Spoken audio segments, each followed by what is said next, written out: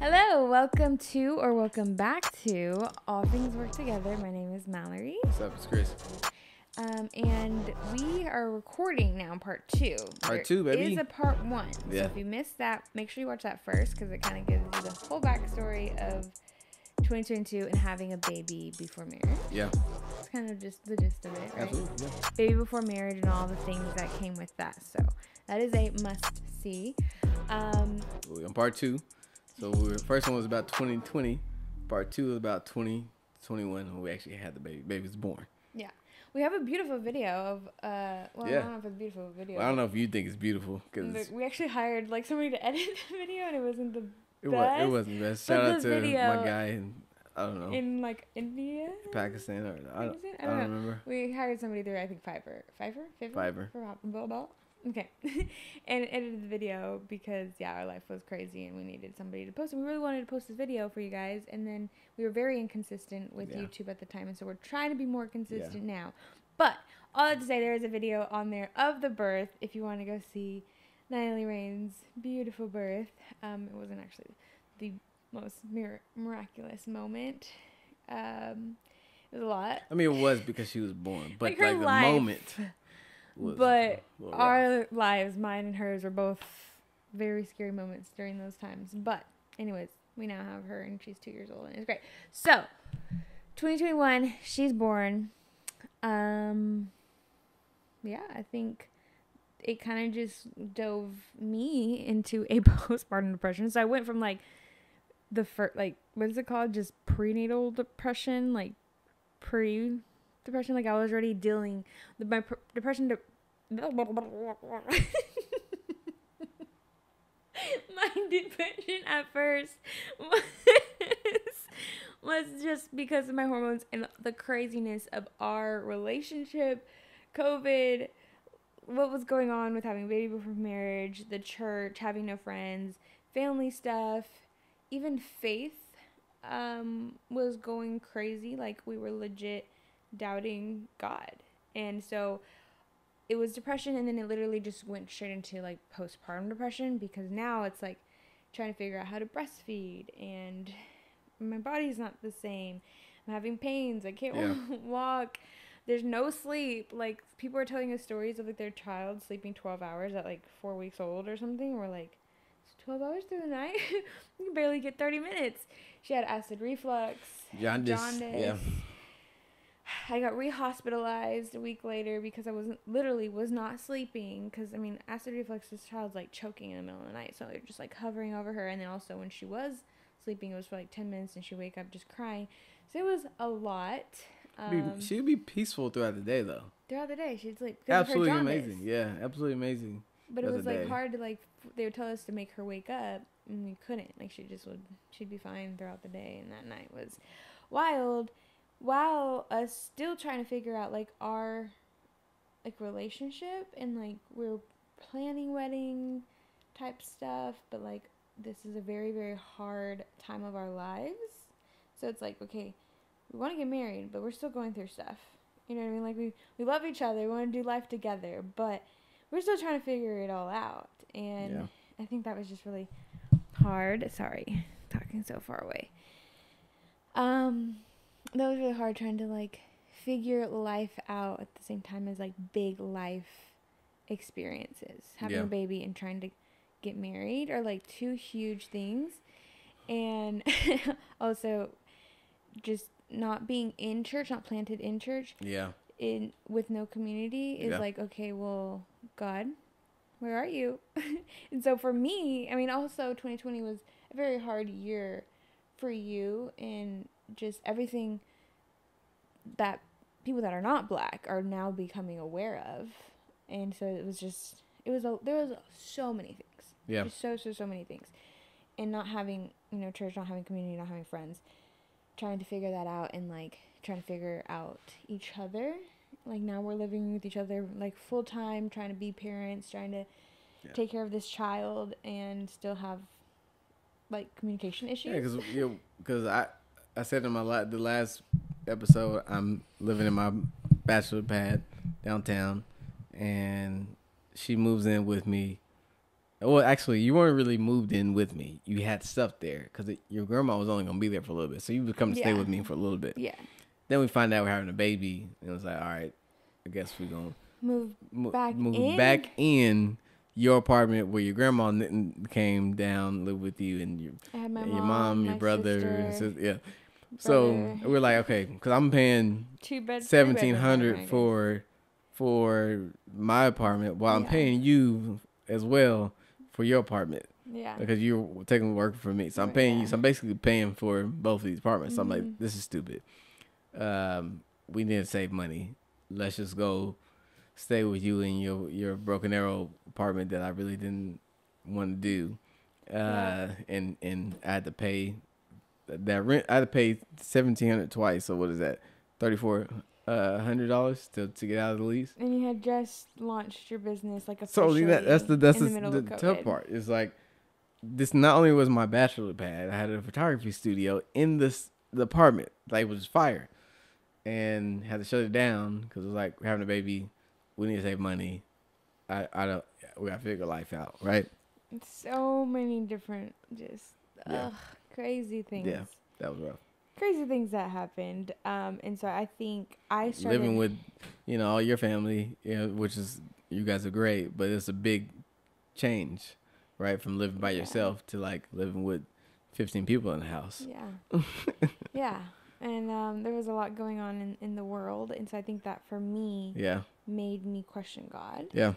Like I think I was just like, well, why is this happening within my family? Why is this happening in the world? Why is, sex trafficking, like all the stuff that was happening, like it was a lot, to where I really think I started almost blaming God.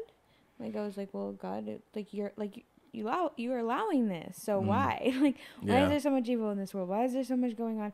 Like, when do I get a break? Like, when, like, I served you and I loved you and, I was doing good, but obviously, we know the truth, I was not. But, in my mind, I'm like, I went to Bible college and, like, all these things that it's like, I feel like, God, like, where's my break? Where's my blessing? Like, when are you going to hear my prayers? Like, when are you going to heal this person in my family that's been going through so much? Like, when are you, and we've been praying for all of this stuff and, like, all these things that were just happening in the world that you're hearing about, and it's, like, thing after thing after thing that you start to, like, think about, like, where is God in all of this? Yeah. And I don't think I ever questioned God until around that, like, 2021 year, where it really was like, wow, like, this is, like, I don't know, I think that made us seek God more, because of obviously everything that we were going through, but then at the same time having questions about God. For me, it was like, just, I always had faith, so it was like, I know he's real, but I need to figure out answers to these questions. Yeah. Like, I need to figure out how to, like, dig deeper into the word so that I don't have all these doubts, and so that I'm not questioning God, and I'm not, out here trying to, like, I don't know, just completely turn away from God, which I feel like I would never do, just because, I don't know, I feel like he's, I don't know, giving me a gift of faith. Like, for some reason, it's just still like, no, he's good, and there has to be a reason for this, and there has to be why this is happening, but I still have questions. I still have doubts. I still am like, what's going on, and real emotions, and I'm a human being. But it was like, I don't know, just that was a really hard year spiritually. Yeah. I think for us as well. But I don't know. I think, we still for sure always watch church live, like, on Sundays. Like, we still watch church. We still knew, like, in the back of our minds, I feel like we still knew we still had a purpose, but in the middle of it, we're like, well, I don't know, maybe not. Like, it's not gonna happen. It's not. But, like, okay, God, you're gonna use this somehow, but at the same time, not. It was just a lot, and I think finally, I don't think things for me start to really get better until we got married. And I think, again, that probably was still a what people think of me type of thing. Because I'm like, okay, now I can show you guys that I'm married. Yeah. I think one thing you always said to me before we even really got together is that one of your first priorities, first ministry was your family, right? You know, make sure before you go preach out to anywhere else, make sure you are your first line of ministry is your family, which is incredible. I think on the opposite end, I think for me, because I was in a situation where it felt like my purpose, my identity was shattered, it would become easy for me to use fatherhood as, hey, this is my purpose. Now, obviously, yes, it is, but one thing, what happens I think in sports, mainly in I watch basketball, a lot of people say, you know, when the team loses, they fire the coach.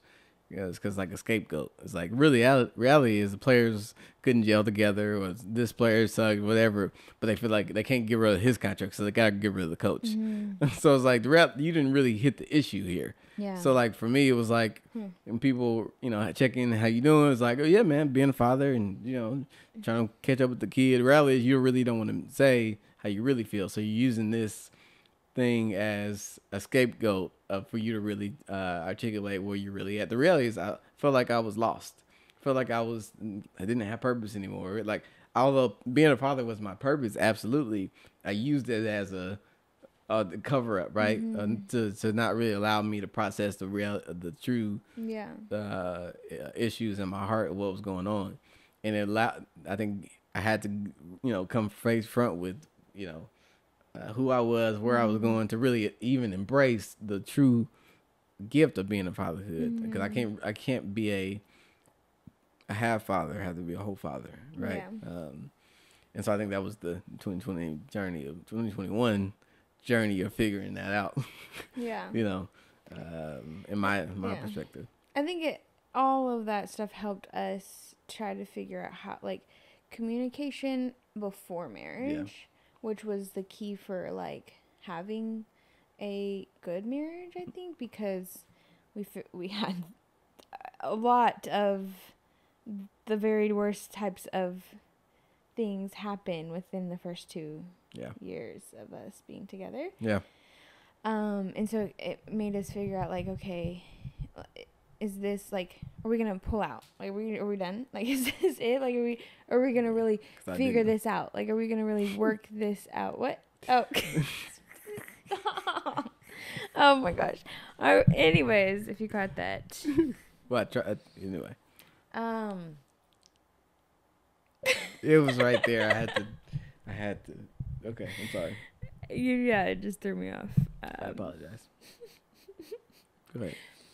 Because, you know, having a child, a lot of times people would just stay together because of the child, but we knew that wasn't what we wanted for our lives in general. Like, we don't want to just, like, be with somebody because of the child. Like, we want to be happy. We want to be an example for her. Don't get me wrong. That was my first thought, though.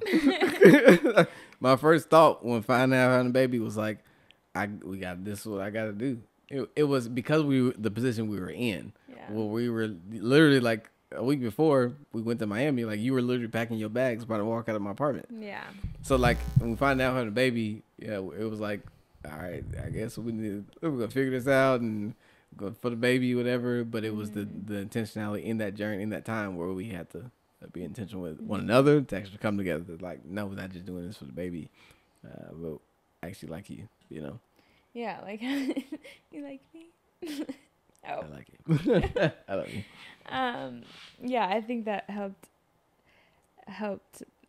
I guess, I don't know, us communicate, but obviously, like, made things terrible because at the same time, it's like, well, we just have to be together. But I don't think we ever really... We were our main source of, you know, friendship, right? So you know, our in most authentic space of relationships, a relationship or friendship, right? Mm-hmm. So, like, that in itself, even if it wasn't us talking around our problems and we're just talking about our problems together, it's probably talking about your, you know, family issues or you know, whatever's going on with me and what things I want to do, my business idea, like, us having those dialogues and being authentic of, like, I want to start this business idea, but I'm afraid, but, like, those pieces birthed up the ability to have, you know, authentic conversations Mm-hmm. in our own life, but it was that we felt comfortable enough to like, hey, come in and see this part of my life, Mm-hmm. what I feel about my family, what I feel about this idea I want to do, or what I feel Yeah. like people may think, or like, oh, I felt good when you know responded that way. So let we can talk Yeah. about our own Only had crap. each other to Only had each other, so we talk had to talk to. to each other. Like, Yeah. you know, But I feel like a lot of times that's where people in relationships get bitter, I guess, is because they maybe hold on to the like, well, this is why I'm with you, or this is why I'm stuck with you type mm-hmm, of mentality, mm-hmm, instead of like genuinely being like, no, like this this is my friend, this is my person that I'm gonna be with forever. So I want to yeah, like actually be happy yeah, for my like with the yeah, rest of my life. I don't want to be just like, well, we're sticking together because of the child. right, You know what I mean? Like people. I feel like a lot of people do that, and that's what makes them very like bitter towards their spouse, and not like an actual like beautiful marriage. But I think it was great to be able to experience that before getting married, so that we can actually figure out like, do we want to be married? Because I would have these like conversations where I'm like, I need you to be 1,000% with me. Like we're about, like, should we get married? Should we not? I don't want to get married if it's just for Nelly. Like I don't want to get married just because we're having a baby. Like I don't want to get married just so that it looks good on paper in front of people. Even though obviously that was like a part in my mind of like, that would make everything better. But I think there is still part of like, I am absolutely terrified of marriage. I am terrified of that commitment, not because I had commitment issues, but because of just what I've experienced and seen in my life growing up, that I was like, no, no, no, no. Like, this is a big deal. Like, marriage is a big deal. It's not something just to, like, put a band-aid on top of, try to just, like, make everything look better, or try to, like, move on from yeah. hurts and pains. It was like, no, no, no, no. Like, do you really love me? And Like, I didn't come from that frame of thinking. My mind was like, this is what we got to do. Like, it was, we having a baby. I gotta go make money for my family now. Now I gotta do, like, it wasn't like really processing, do I really want to be married to this person for my whole life? It was like, this is what you do. like mm, like we weren't happy already, so but like, oh well, we're gonna yeah, figure it out. yeah, and I think, to my point earlier, I did have thoughts, was like, okay, all right, what's gonna happen? Like, all right, I'm gonna stay with her for a year, and then after the postpartum leave, like, we be authentic, like legit. I'm, because it's 2020. I'm going through. I just found out. We just coming out of rough patches. I'm like, I don't know how to. This is my yeah. starting space of processing my thoughts. It's like, Oh. shout out to the text message. Should have hit do not disturb. Anyway, so yes. I heard, sound like I heard something at the My door. feet. Oh, that's your feet. I thought Yeah. that was Nelly. I don't know where I was going after this. Oh no. Yep. Dang, text message. Text message. You started, that was the starting place of you starting to communicate and be real with yourself or whatever, Yeah. right? Yep. Yeah. Okay. And then? But that was it. I mean, I but don't know. that it was me forcing you in conversations. Absolutely. And me saying Absolutely. like, okay, like this is for Nelly, but like for Nelly. Like we Yeah. want to show her, we're not just getting married because we have her, but we want to show her a good and healthy, Yeah. godly marriage. Like, Yeah. is this what you actually want for your life? Is this something that you really see for the rest of your life? Like a happy, whole, healthy, God-fearing marriage. Yeah. And so it was, every conversation was a very deep conversation. Yeah. Like every conversation was like, okay, hold on. Like we need to figure this out to the T, all the way to the end, until we figure out if we still Yeah. want to be together by the end of this conversation. If Yeah. we still want to get married by the end of figuring out this situation, whether it was whatever, finances or jobs, or me going through what I'm going through, and like you sticking through it. Like, is this just because you have to, or is it because you genuinely love me, want to like help me, walk alongside me? Like, it was these like rough, very, I sound like a dog, rough very hard conversations that really, really made us figure out, like, okay, are we getting married? Yeah. Do we want to get married? Yeah. Is this because we genuinely love God and want to serve Him with our marriage? Yeah. And I think that helped. It was very hard 2 years, but I think it helped to have had experienced all of that and gone through all those conversations, and hard conversations, but like you being willing to even sit through these conversations you didn't want to sit in. Not at all. Because a lot of people, I feel like that's just kind of something maybe they're just like, no, I'm just not a talker. Like, I just don't want to talk about it. Like, one person like me is a very deep, let's figure this out. Yeah. Let's not leave it just in the air. Let's not just forget about it. Let's not just go to bed angry, upset. Like, I'm like, no. I think one of the things I heard before, I don't know who said it, but it's always stuck with me. They said you have to submit your personality to your purpose, right? So like in a part of my purpose is my marriage with you, and because of that, I have to submit my own personality to the will of this purposeful marriage. So my personality isn't to communicate whatever, but if it doesn't align to the purpose of this marriage, I have to submit it, right? Yeah. So like for me, it was like, in order for this purpose to be in the will of God, I have to be a better communicator. So even though I don't like communicate, I didn't like communicating at that stage. Yeah. I had to submit. And so like, and when I heard it, I don't think the person who said it was talking about marriage, but in some form it just clicked. And again, it isn't an easy journey, but it is the willingness of like, all right, if this is going to produce a purposeful marriage in my life, I have to be willing to submit. I think both sides have to be willing to submit whatever your preference is. It could be personality or preference. I got to submit my preferences to this purpose. I think that was the... Yeah. I think a lot of times the best, like, what is it? The most... You're better at quotes than I I feel like there's things in my head and I just don't know how to say them out. And you like could say things in like perfect little bullet points or quotable. So this format of podcast is great for you. You're doing the most talking because I don't have no notes. You don't have your bullet point tweets. What I'm trying to say is like when you go like the most, maybe you can figure it out for me. Challenging thing like. The most growing, stretching things in life is the most hardest things in life. So basically, like, if you actually want to get somewhere, or you have to go through the storm, you have to go through stretching, growing, like, challenging moments. And I think a lot of people don't want to go through those challenging moments, so they just run away. Yeah. They'll block them off. They won't deal with it. Yeah. It makes it worse for your friendships, your marriage, your jobs, like your character in general. Like all these things, it's just people run away from it, hide, block it off, don't want to address it, don't want to figure it out, leave the relationship, whatever, because it's just too challenging. Yeah, that makes me think about the children of Israel, right?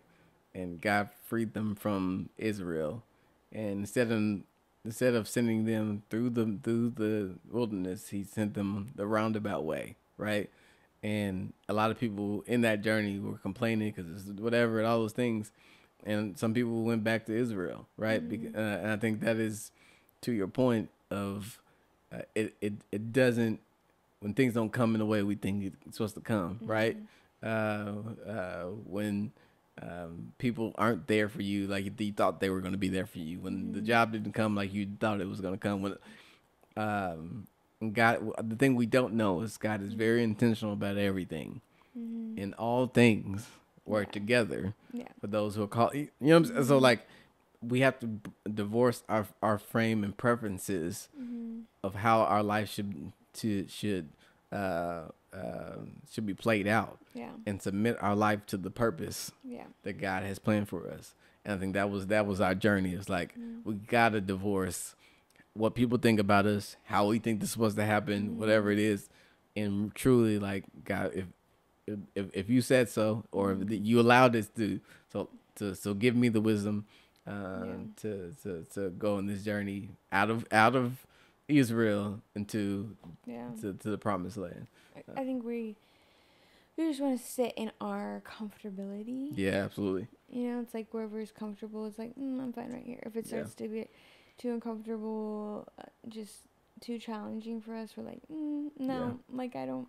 And like it's in the uncomfortable where we definitely are growing and stretching and become better people. Absolutely.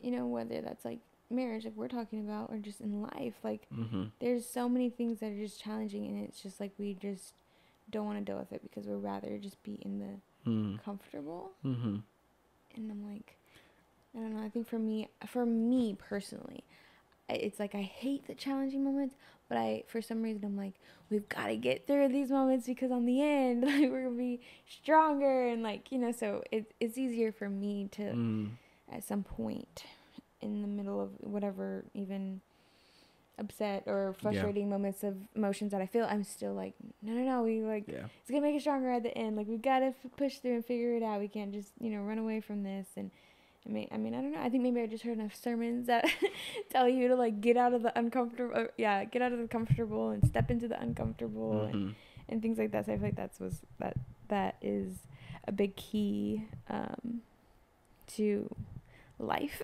It's like, I think we got to really decipher what's the difference between contentment and comfortability, right? Like contentment is I am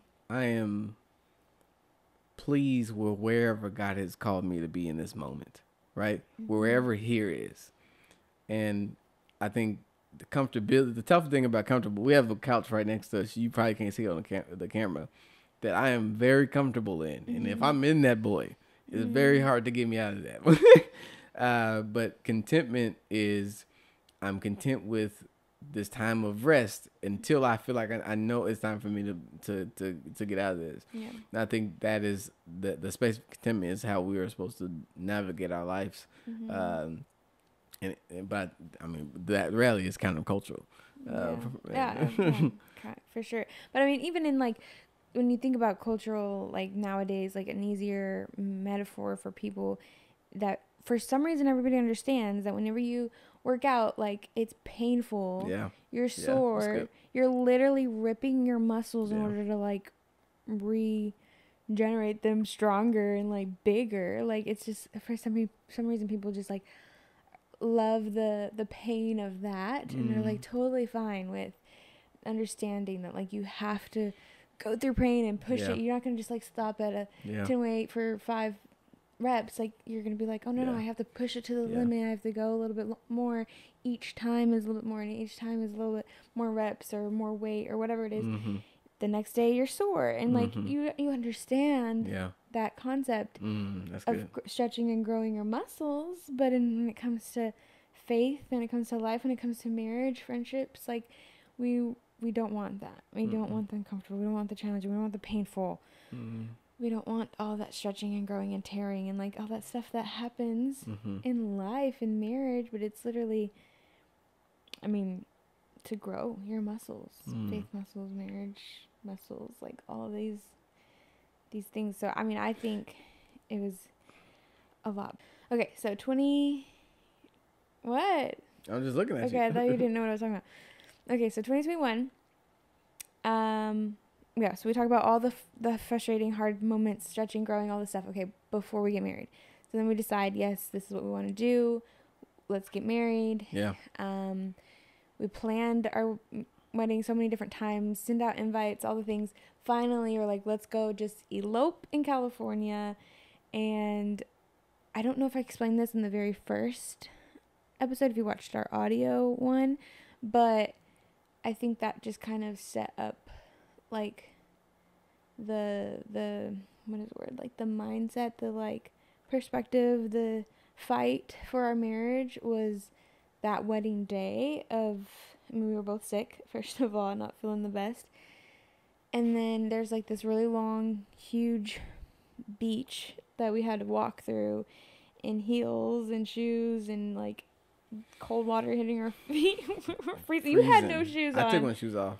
But it was freezing I had cold. boots on. And I get cold easily. No. Yeah. Yeah. So we had to like hand in hand. We're walking through some very hard sand. Like if you walk through sand, it's hard to walk through sand. In a big wedding dress and heels and cold water touching your little feet. Yeah, we walked probably about a good 100 yards, like a full football field. Was it? Yeah. It felt like longer than that, Maybe, but that makes sense. Maybe it was maybe a 50-yard. I don't know. shorter than it. I feel like it was a whole football field. Yeah, maybe a full football. It Yeah, was far. yeah. It was about a full football field. We that was our walking down the aisle because I mean I don't have a relationship with my dad, so like I didn't have my dad walking me down the aisle. But and so in the moment it could be sad to be like, man, this is supposed to be like my dad walking me down the aisle or whatever. But I was like, it was just such a like, I don't know the word, like God presence for me that I was like, God is like putting his hand over our marriage, like he's holding us up together and like we're doing this together because that's what marriage is, like just you and this other person and God walking through some rough sands and trying to make it to, I don't know if there's an end, but just walking down all the way through this rough sand. So for me, it was just like such a beautiful image to start our marriage. It was like, okay, let's walk. I'm falling.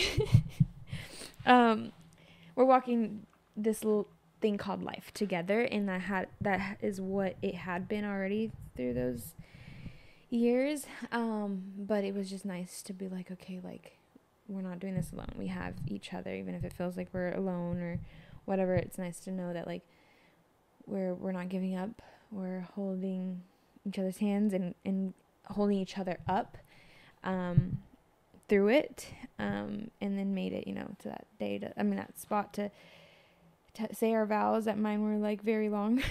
Very long. I had a whole novel. It's beautiful though. Yes. And so that was great. But that was a beautiful image for me, and to set up our marriage and to go from there. And glory to God, like our marriage, because of everything we've gone through, God has genuinely like turned it for good and been such a great thing. Absolutely. Right? Love me? Right. Love me, right? Yeah, that was beautiful. I am thankful for that, for you. I think it was also tough because I wanted to give you the wedding, right? The like wedding that you everybody's there, all the love, the gifts, everything. Most guys don't really care about weddings, but I'm not that type. I like the wedding. I wanted the wedding as well. Like I won't say I dreamed of it like as a little boy, but like Right.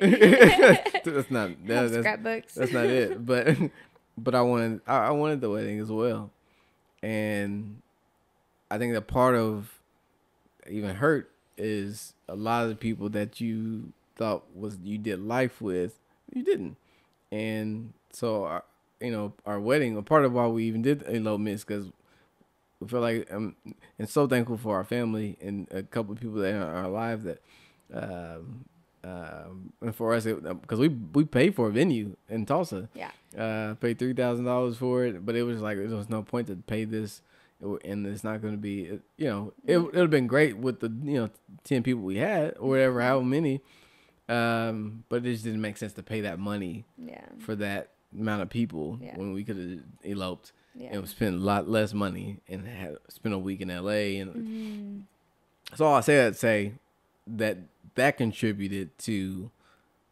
our emotions as well, of like feeling like it's a big moment for us, and we feel like we had this baby for marriage, all those things, but we're like figuring it out, and then we come together. And it's like, well, we don't really have those people that we thought that will want to celebrate our journey and want to celebrate our life. And so we made that decision to elope. And again, I wish our families would have been able to get there, but we had some amazing people to be there in that moment. and my little sister family was there, your cousin.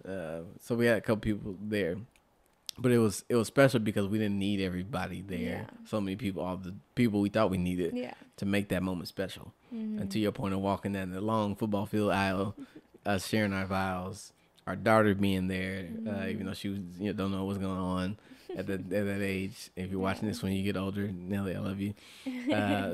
But it was what we needed in that moment. I'm so thankful we went that route. Yeah, it was beautiful. It was good. So yeah, that's into part 2 of our story. I don't know if we'll do a part 3 or if we'll pick up on kind of after 2021. Yeah, after 2021. Well, this is 2022. No, we got married in 2022. Oh no, it was born 2021, so then we got married in 2022. Right. Okay. So maybe we'll start like a part 3 with like 2022 and till today. Okay. Type of thing. But until then, I'll see y'all next time. Deuces.